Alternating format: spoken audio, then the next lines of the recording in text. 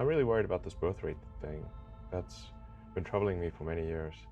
You know, every year it's worse. We're headed towards either superintelligence or civilization ending. Those like the two things that are like that'll happen. Intelligence will keep advancing. Another thing that would prevent from advancing is something that puts civilization into stasis or destroys civilization. So then we have to figure out what is a world that we would like to be in, where there is this digital superintelligence. I think we need to watch out about population collapse. This is somewhat counterintuitive to most people. They think that, well, there's so many humans, maybe too many humans, but that's just because they live in a city. If you're in an aircraft and you look down, they say if you dropped a cannonball, how often would you hit a person? Basically never. In fact, there's stuff falling in from space all the time. Natural meteorites, old rocket stages, all the time. But nobody worries about it because the actual, in fact, there's a cool website called Wait But Why, and this guy Tim Irvin, like, he actually just did the math, and all humans on Earth could fit in the city of New York on one floor. Don't even need the upper floors. So that's actually the cross section of humans as seen from Earth is extremely tiny, basically vanishingly small, almost nothing.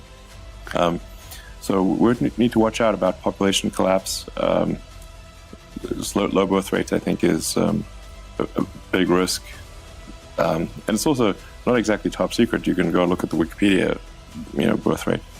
So, and this is actually this is definitely the civilization ends with a whimper, not a bang, because it would be a sad ending, where the average age becomes very high, and really the youth are effectively de facto enslaved to take care of the old people.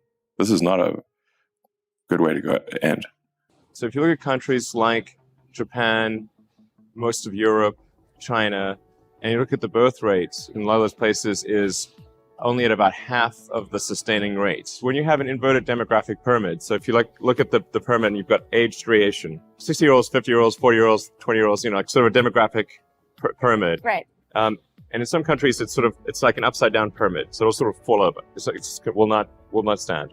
What we'll actually have in those countries is a very high dependency ratio, where the number of people who are retired is very high relative to the number of people who are net producers. And so you cannot, the social safety net will not hold. We didn't evolve for this because we sort of evolved to just always procreate, and there wasn't birth control or anything. Right. We just like have lots of babies. It's like pop the course, and like hopefully some of them would survive. That was like all of human history until very recently.